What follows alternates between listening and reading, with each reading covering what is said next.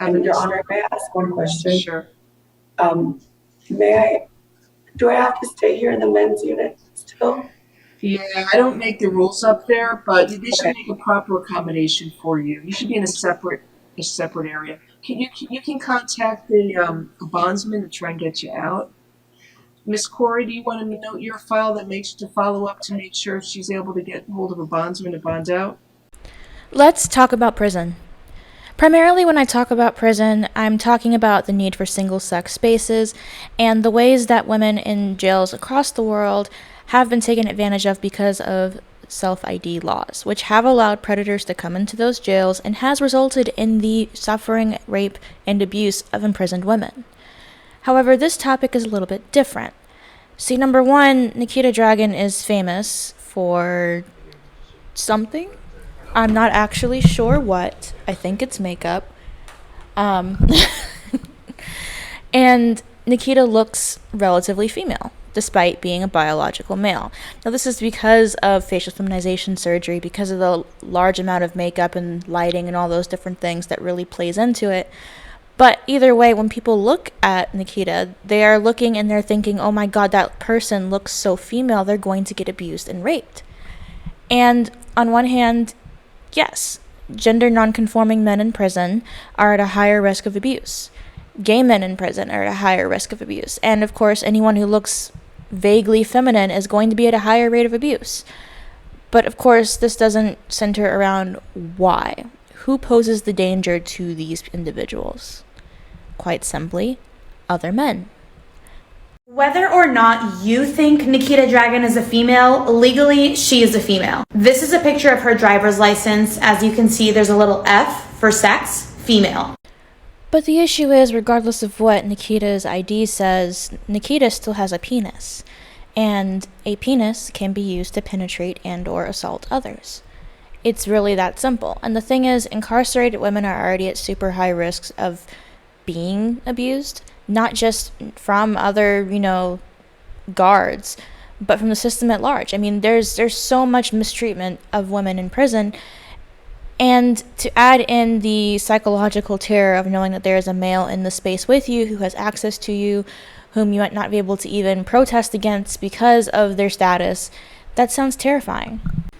See, the comfort and safety of males should not come over the comfort and safety of females in prison. And it must be said that there is a far smaller population of trans-identified males in prison than there are females or just regular men who don't think about gender.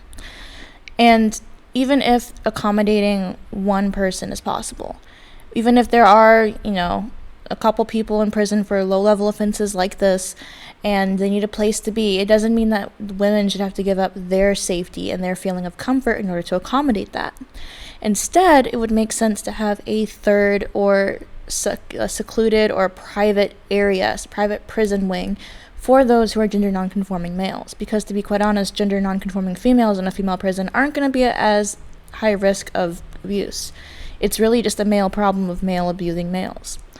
And the issue, though, is that, first off, trans activists don't want a third option. They've never wanted a compromise. They never wanted a third option. They've never said, yes, I will accept a different bathroom and just not go in the women's or the men's.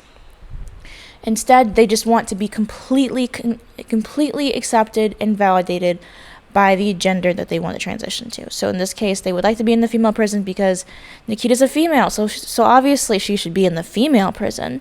Once this information hit the internet, people were obviously concerned for Nikita's safety, considering she is transgender and she was put in a men's unit. With one person saying, Nikita shouldn't have been arrested in the first place, but putting her in a men's jail is beyond evil. I wouldn't wish that on any woman. I hope she is safe. Another person saying, Nikita's a nasty person, but to keep her in a men's unit is so disturbing and terrifying. Do you realize how dangerous this is for her? I don't care if you hate Nikita, but putting a trans woman in a men's prison unit is the most hostile thing to do, especially in the state like Florida. This is nothing but dehumanizing a person's human rights. And I think that not only is that just reckless, because yes, this case might be a little bit easier to stomach.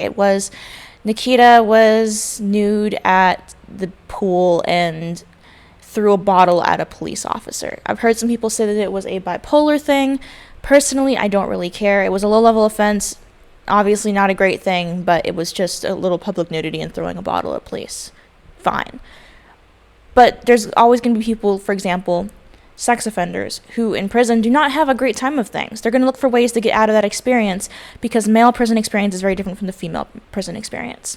And so by creating a loophole, no matter how well intended, no matter who you want to help with it, you're going to end up harming a greater group by allowing this loophole, which says, if you say you are a woman, you're a woman, and we have to put you in with the women. There's so many cases, which I'm sure I'll have them on the screen during this video, that illustrate why this is wrong. Because not every trans-identified male is going to be some low-level offense. In fact, the majority of trans offenders are there for sexual-related crimes, which is much higher than those in the general male population or female population. And again, it's just not worth validating somebody's identity if that's going to put another demographic at risk, and in fact, a larger demographic.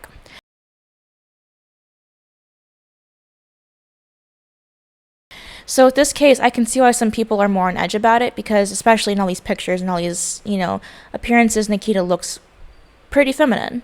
However, that doesn't make Nikita not a man, and it doesn't mean that Nikita is not going to pose a risk or a discomfort to other inmates, and it doesn't mean that there's not going to be a bunch of other trans-identified males who have completed further worse crimes, who are going to pose a far larger danger to inmates using the same tactic to get into female prison.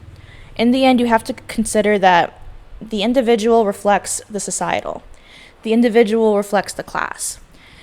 So even if this one situation you think, okay, fine, loophole, that doesn't negate the fact that Nikita is part of a class of individuals who can pose a harm to women and who have, as documented, several times over.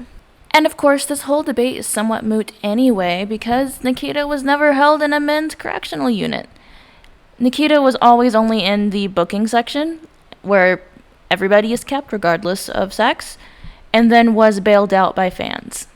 So the whole argument that it's a human rights issue is completely wrong, because nothing even happened to begin with. Anyhow, this, dear viewers, is where we part. Personally, I don't recognize trans influencers or whatever like that. I've never been someone who used social media that much beyond Tumblr, and that was really just me reading fan fiction.